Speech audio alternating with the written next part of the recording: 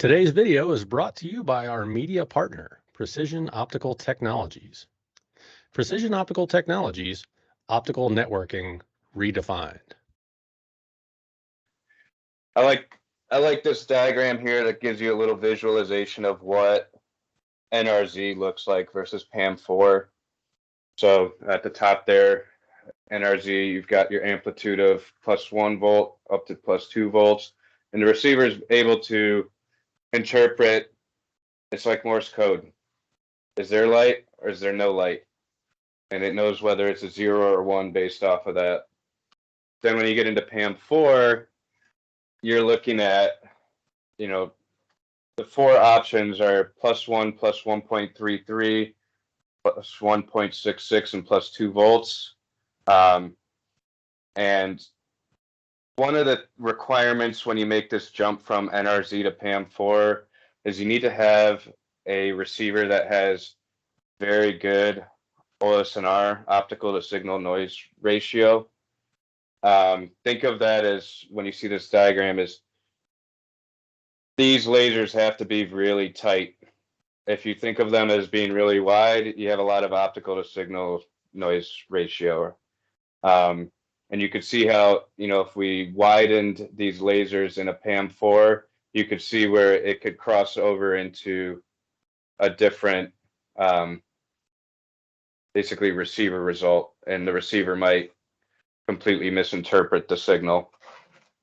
Now, does link loss budget have a play in that? Because obviously every receiver has its sensitivity threshold below which it has a little bit of trouble just determining the quality or type of optical signal.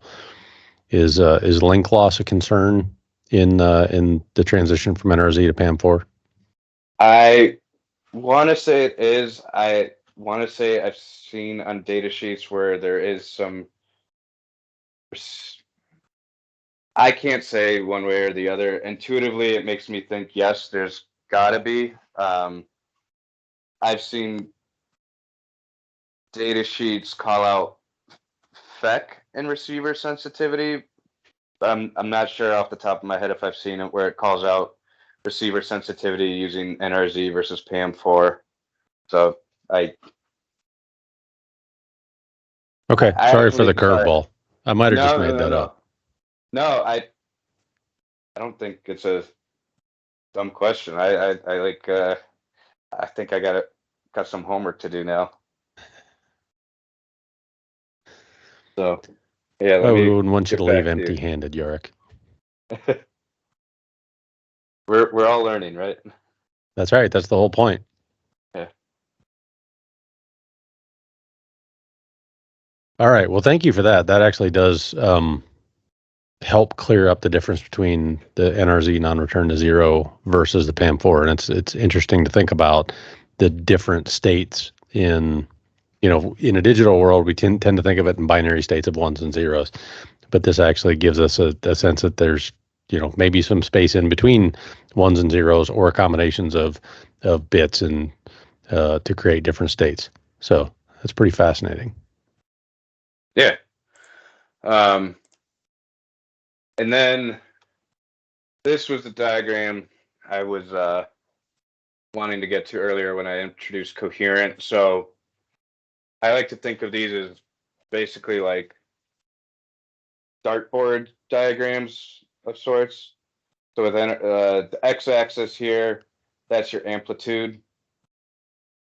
Y-axis doesn't matter in NRZ versus PAM4, but it does in coherent. And I have to reference my notes here. So the difference between NRZ, PAM4, and coherent is NRZ and PAM4 are digital signals. When you get to coherent, it's actually an analog signal that modulates the amplitude, the phase, and the polarization. It's a wave that is constantly changing its height. Its phase is shifting forward and backward. And then this is where it kind of really throws a curveball. Not only is it shifting forward and backward, but it's also spinning. So I don't really know how to draw that as a diagram per se. That's okay. You don't have to, because we've actually already done it on the channel. Larry Walcott helped us kind of understand that, because this is actually not foreign to us in the RF world. We do a lot of quadrature amplitude modulation by adjusting the phase and amplitude of where we modulate the signal on an RF signal, which actually is kind of like a spiral. And that's how we can, modulate those data points at different points on the wave in both the I and the Q to create those constellation patterns that are, then received as either 16 QAM, 64, and even higher 256 QAM in our coaxial space. So hop over to the channel and there's some videos over there on quadrature amplitude modulation in RF. Yeah, I actually probably need to do that. Yeah, it sounds like you guys definitely understand this more than I do, at least when it comes to the coherent sort of stuff. I've seen a lot of the same diagrams. I've just never really dived into it. So,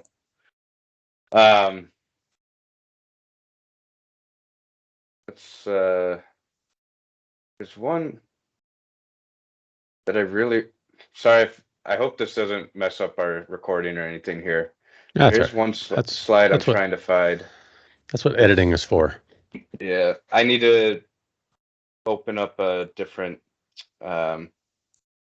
presentation. There is one slide I wanted to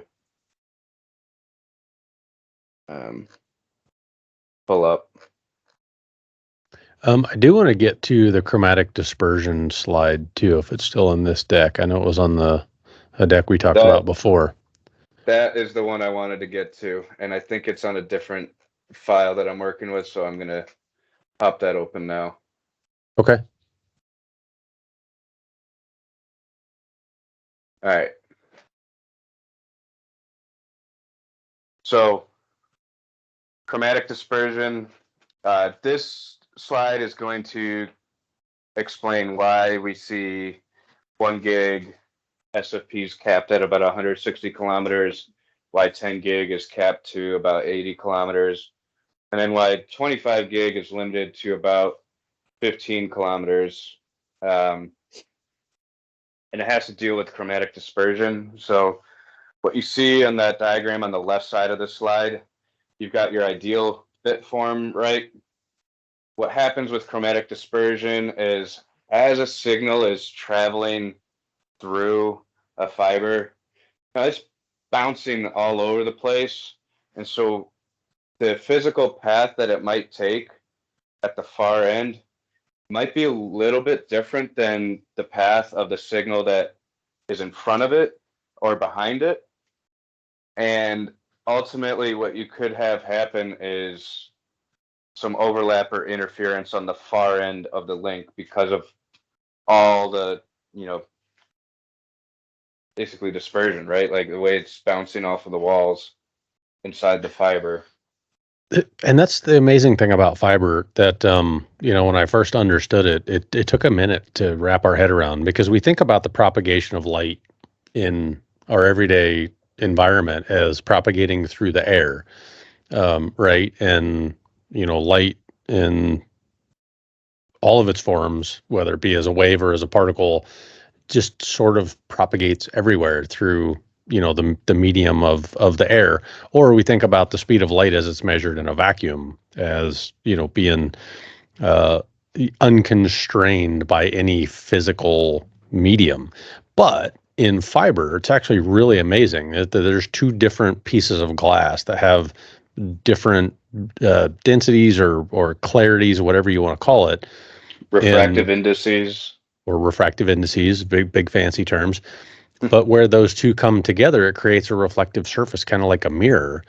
And so now we have basically a very, very small glass tube with mirrored walls, and that optical signal's bouncing off the walls as it propagates through the glass material, which is pretty fascinating.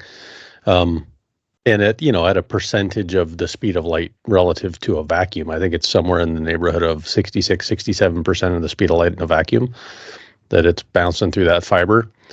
So, in our heads, when we think about light and optics and, those types of things, we think about this, unencumbered beam of light that's, traveling on its way to its destination.